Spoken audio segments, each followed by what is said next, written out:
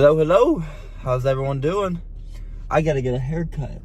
I had a modern mullet, and mullets, you keep that back kind of tail part going, and everything else looks fine. And then afterwards, after a little while of not getting one, my hair grows fast too. So I'm lucky in that aspect, but unlucky in the terms of it grows fast. So when it gets to a certain point, it's like, man, and all it's gonna do is keep growing and growing and growing. So got to get a haircut. But in terms of the lift today, it's going to be leg day, as in the title. And I think we're going to be doing, I'm not exactly 100% sure, but I might train some erectors, which is basically just, your back. And what I'm going to be doing, I don't know if I'm going to be doing RDLs like usual. I think that's what I'm going to do today, because honestly, out of every leg lift, that's my most enjoyable one. I love me some RDLs, but I'm pretty sure I did them this week or last week. No, I definitely did them last week, but I'm not sure when. So I don't know. I might hit some squats. I don't know. I don't know 100% sure what I'm going to be doing, but it's going to be RDLs or the squats. 100% sure.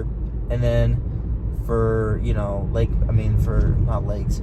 For quads, it's going to be a certain, probably extensions per usual. Because I think personally, I really grow excellently on a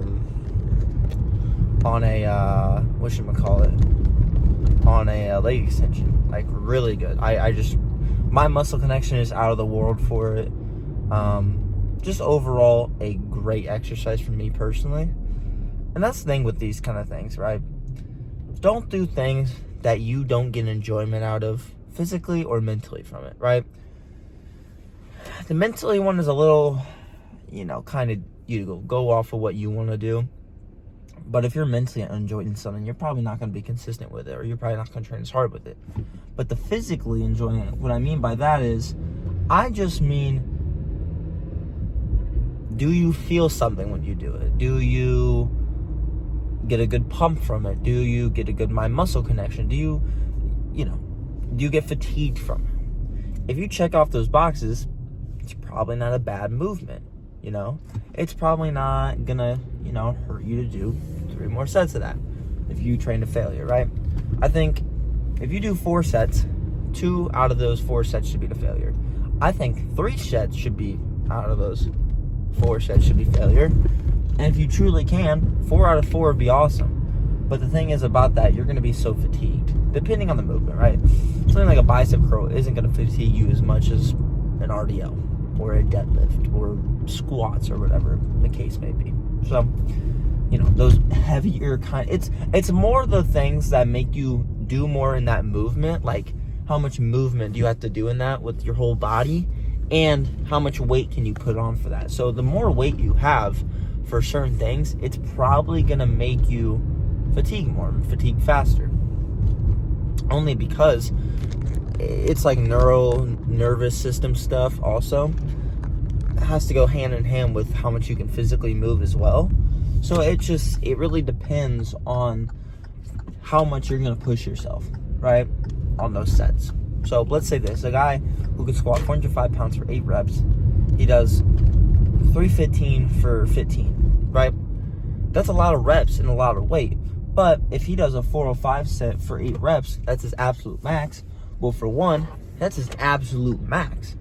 He's going to be way more fatigued than the set he did 315 by 15. Now, that's still a lot, 315 by 15. But if you're taking into consideration high reps plus high weight, you're probably going to be more fatigued from that. And he's probably only want to do 1 set of that, compared to maybe he wants to do 2 or 3 sets of the 315, right?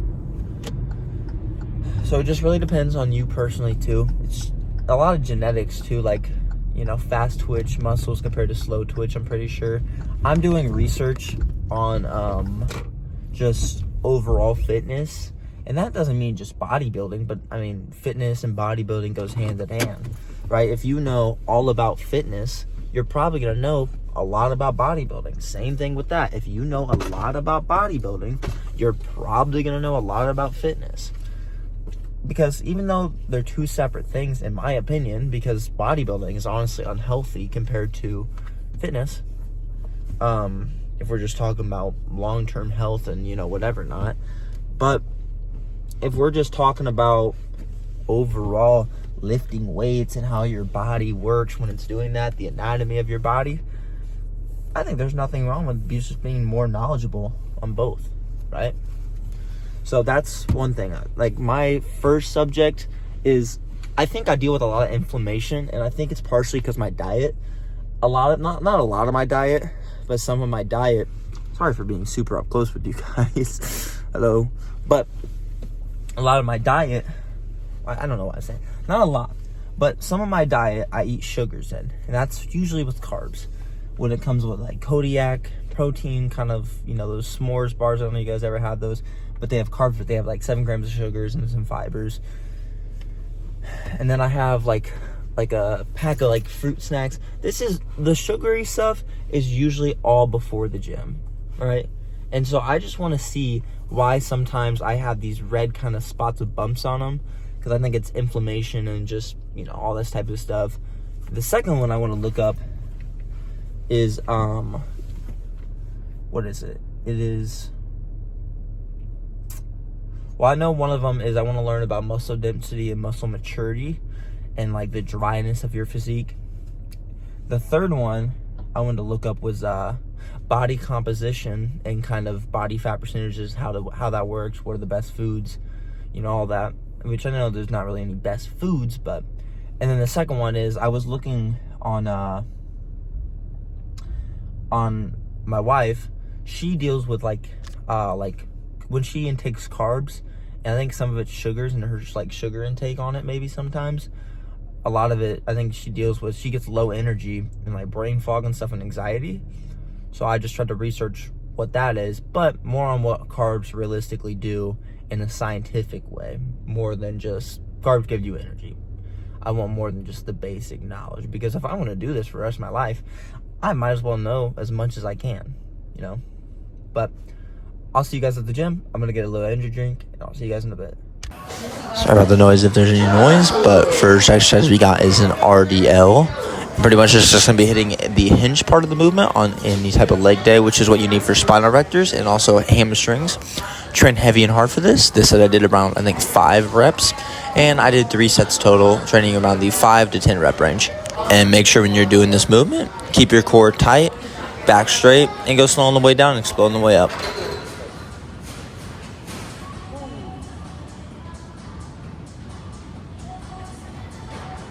Now we're going to be working the quads. We're just going to be doing leg extensions. You can, also do squats or anything else you really want to for them. But this was just my move today because I did a really fatiguing movement in the RDLs.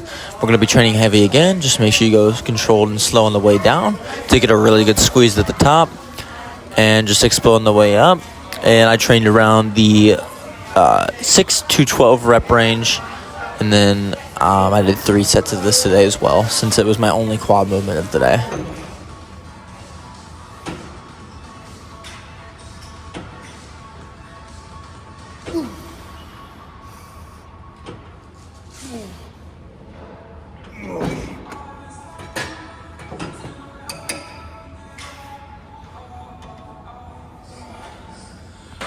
Now for our last movement today on camera, we just did some calf raises on the leg press.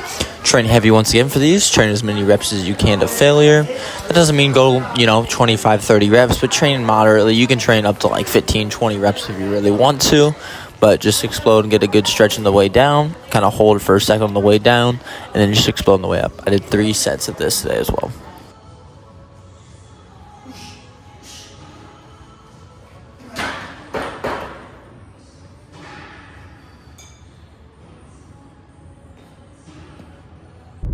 Hello, everybody. We're done. We're out of there. Now, there's one thing I'm really starting to get the motivation for, okay? And whenever I get the motivation for it, too, I get really addicted to it, right? I do it all day, every day, nonstop, right? And this is something I'm not going to do every day, or all day, obviously, because it's physical. But I'm thinking of getting into jogging and running, right? not as much running, but more jogging. And what I mean by that is, obviously it's jogging, but even though it's cold outside, I really just want to get out there with my dog and just go on some jogs, man, because I know I love it and she loves it. So, like, what would be the downfall of going on those? I've been really thinking about it, and as long as I do like just a mile, 2 miles, maybe 2.5, 3, I don't think it's gonna kill my gains at all. And what I could do is, like, you know, do a mile running, jogging, and then do another mile walking, or some vice versa, or whatever it is. So I'm really thinking about getting into that. So if you guys ever think about wanting me to do some like vlogging things, that'd be pretty dope. I'm not gonna lie, just kind of talk to you guys. Damn, I spit everywhere. Kind of talk to you guys while I'm doing that, just to kind of like immerse you guys with me, because you guys obviously the lifting side of me, but I don't think you guys really seen the athletic kind of version of me. And what I mean by that is just, I used to play basketball and stuff, so, you know, you guys would see like the more, because obviously lifting is active and, you know, athletic, but not like running or anything else like that. It's a way different category. And I'm like, the thing is, only with me is I don't want to, you know, cardio kills gains. It doesn't. It's just how intense you're going. So I don't know. I'm thinking about getting into that, just seeing what I want to do. But I'm gonna do my own research on it, what I want to do for that. But yeah. But I'll see y'all in the next one. I'll see you what I'm gonna do. Bye-bye.